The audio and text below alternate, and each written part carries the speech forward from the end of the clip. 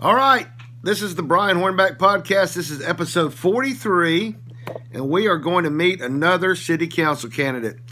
This city council candidate is none other than Jim Klonaris, who is a candidate in the 4th District of City Council. That's kind of 4th and Gill out toward Fountain City. But Jim, thanks for joining us here on the Brian Hornback podcast. How are you this morning? Hey, good morning, Brian. Hey, Brian, let's not forget that includes that Easttown Mall area and all the way down into Holston Hills, too. Absolutely. And you know what? I was over near Easttown Mall yesterday, and the building is basically gone. It's and it looks like they might be getting ready to start maybe laying the footprint for the new Amazon distribution center or whatever it is they're going to put in over there. So some great stuff going to be coming to the 4th District of City Council. So let's kind of talk about, first of all, you've been in Knoxville about 4 decades, something like that, as I recall, and you've been a successful businessman. So let's kind of talk about that for just a minute. You've been in the restaurant business and particularly in Market Square for a while. So talk to us a little bit about what Market Square was before you went there and what it is today. Yeah, so that is true. I've been in Knoxville actually for 47 years. Wow.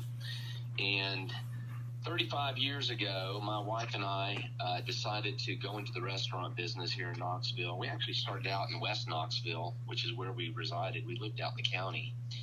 And we built several restaurants over the years.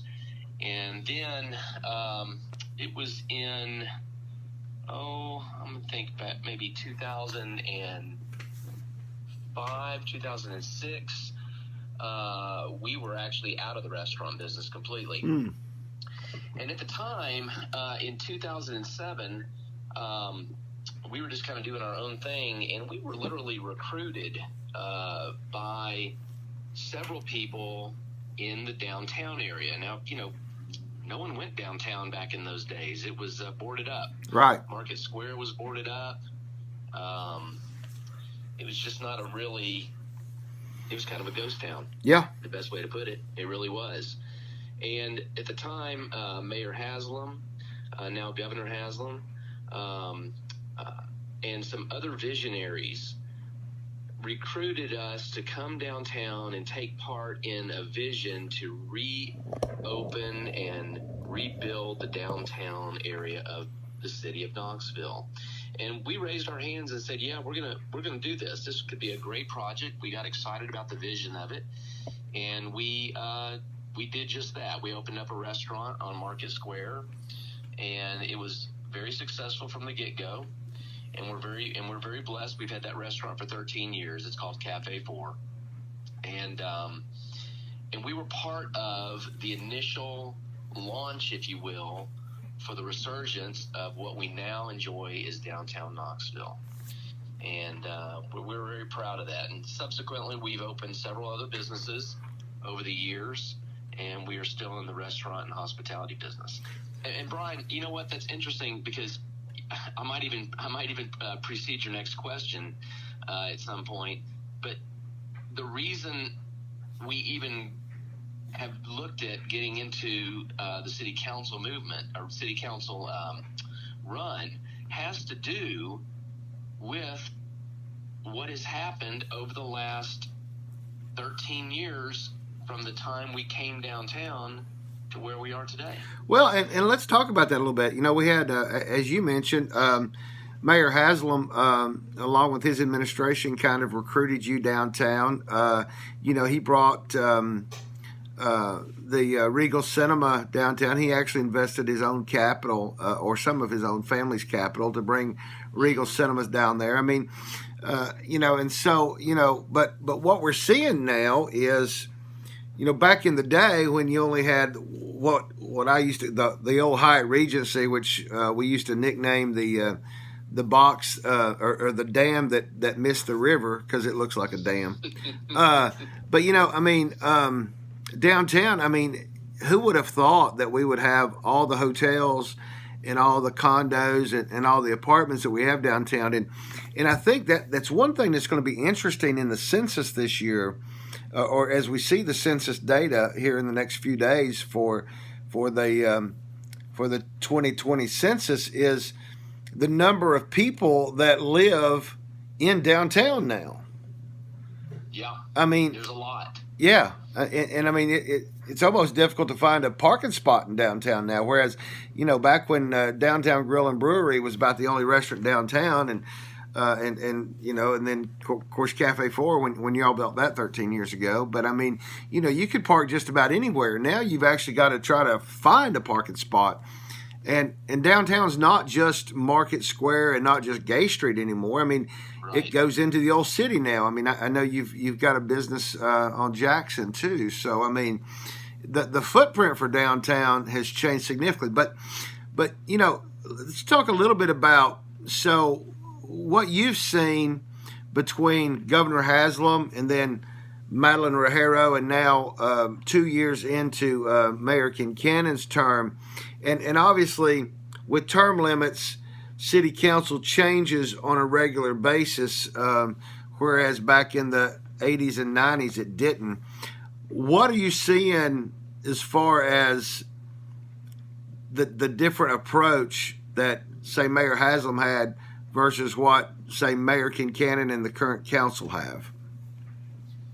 Well, I think that probably the vision is still there for all three of the mayors, and let me say this in a nice way. I think that anytime you take the reins of leadership from a city, hopefully you're not completely about facing and going in a different direction. You take it's like building blocks. You take something, a good foundation, and you start building upon that, and you make it better. And I'd like to think that, even prior to Bill Haslam, we had mayors that, had vision and those foundational blocks started. The differences between the mayors over the years, though, is significant. And when you start looking at the partisanship of the players in the game, what happens is the culture of the city starts changing over time. And it's not so much the brick and mortar. It's not so much the businesses that come and go, because every living city ebbs and flows. But the culture of our city is where I think we're feeling the biggest pain right now. And what I mean by that is you look at the culture of the city 13, 14 years ago. It was a lot of like-minded people that wanted a certain thing, and the leadership of the city was very welcoming. And maybe they had to be. I mean, you wonder why things are the way they are. But, when we were coming downtown 13 years ago, it was ridiculous how much people inside the city, the employees in the city, the other neighbors in the downtown, they literally, I've used this word, they rolled the red carpet out for us. And it wasn't just for us. It was for every business that was willing to come downtown and make the investment. They wanted us here, and you felt that. It was real. It was genuine. And we all have to do the things necessary, via codes and rules and regulations. Those things are understood. But that culture has completely shifted, Brian. It's not the same way as it was 13 years ago. You think is some of that from the recode that the city went through? Some of the codes and that stuff is some of that mindset is some of that. I don't think so. Okay, all right. Don't. I think it has to do with the way you lead, and there's no longer a culture that is nice. I mean, it is red tape at every level, and I'm not talking about recode and the code restrictions, but it's the methodology in which they roll this out. Sometimes the codes they lack what I call common sense, and that is so true. And I think that should always be visited, because at some point people are not going to want to do any business anywhere because the government has made it so difficult. Codes are in place primarily for the protection of people around you. Right. You know, that's really what they're for. Right. So what are the, you know, to kind of get back to the race at hand, I know you're knocking on a lot of doors. I know there's a lot of yard signs out there that are popping up and leaving and coming back. But what are the, and that happens in every race, unfortunately. But what are the main issues that you're hearing as you knock on the doors for the people in the 4th District, and what can people expect when Jim Klonaris is their city council representative? Well, like I said, I have been in the hospitality industry for years and years. And the one thing that we do in that industry is we take care of the people in our house at that time. So I'm very big on customer service. I'm quick on customer follow through. Follow up is quick. You know, I've heard a lot of things out here knocking doors, and yes, I have knocked on a lot of doors, literally tens of thousands, and it's fun meeting people. The things you hear the most are, you know, people are worried about the homeless and the stretch from where it started kind of in downtown, coming way out into the city, way out into Fountain City, all the way near Easttown. Holston Hills is now getting it way out east, northeast. And, you know, beyond the city, you can drive down I-40 or 75 and you can see it all the way out at Emory Road. You can go to Campbell Station Road out near Farragut and see the homeless situation. It's everywhere. Yep. It's everywhere. So that's a big concern. The other issues that I hear are speeding. Flooding is probably the number one thing I hear about in North Knoxville. Yeah. And that has blown my mind away because, excuse me, think about that. Flooding is not something that's just happening. Some of this flooding and the issues have been going on for decades. Oh, yeah.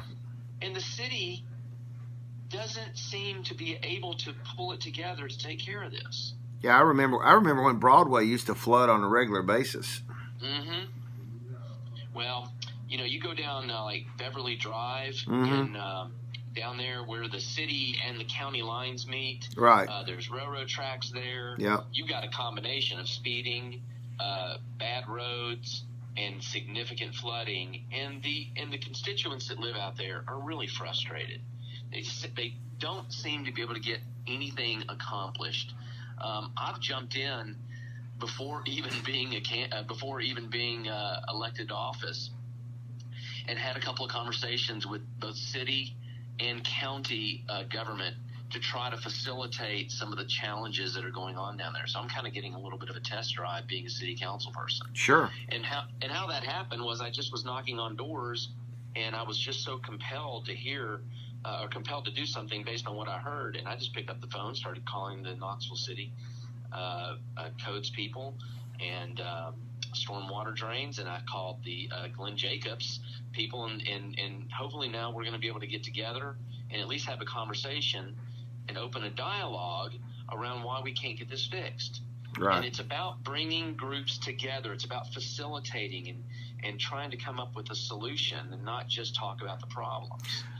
And not just walking away from it or, you know, hitting a brick wall and saying, well, I just can't handle that. I don't want to deal with that. I've got other fish to fry, and moving on. You got to stick with the problem until you get it done. And at some point, the city and county, I mean, as a former school board member, I saw it, 17, 18 years ago. But, you know, at some point we got to just quit pointing fingers at one another, and everybody's just got to figure out how to fix it, because end of the day, you know, I've been my wife and I were city residents for about 6 months right after we got married in '88. But I've always grew up in the county, and I still live in the county. But, you know, at the end of the day, city taxpayers are county residents and county taxpayers. So at the end of the day, it has to be, everybody's just got to figure out how to work together. And that's probably, you know, I think they're working together a little bit better. It's just to get past the, if we go back to the days of Mayor Ash and County Executive Kessel, I mean, they were fighting all the time. We don't necessarily have that going on with Jacobs and Kincannon, but if they can get past some of the ideological, political stuff, and I think some new folks on council can maybe help that happen. But we've got the early votes running. We're writing them. Well, we just started early vote this week, but it's running August the 11th through the 26th. Primary election is August 31st, and then once you make it out of the primary, then you've got to run again till November. So I'll let you have a couple of minutes here just to kind of give your last little spiel, and appreciate you being here on the Brian Hornback podcast. Yeah, Brian. So as you said, early voting did start 2 days ago, and you hope and anticipate after all the hard work, and it's not just me, it's all the candidates that are running, that you go out and you knock on doors and you talk to constituents and you talk to people and try to get them out. Knoxville has become a really sad situation as far as the number of people that vote. It amazes me how few people really vote in elections, and you have to get out.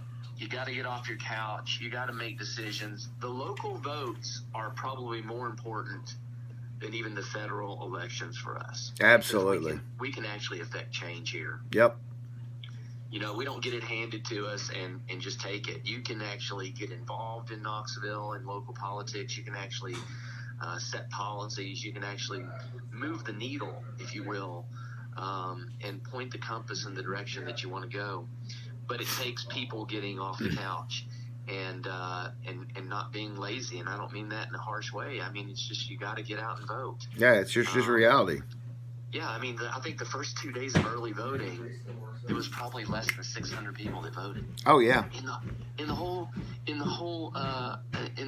city, out of 200,000 people. Yeah. They're like going, what?